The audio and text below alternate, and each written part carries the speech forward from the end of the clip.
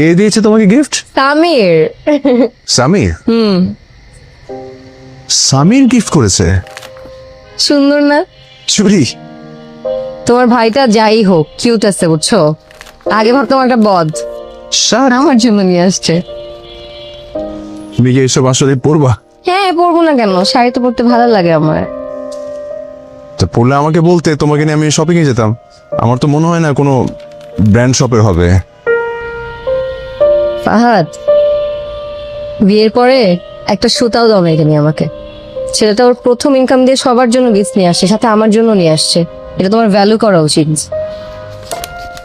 By the way, তোমার জন্য gift আছে এখন।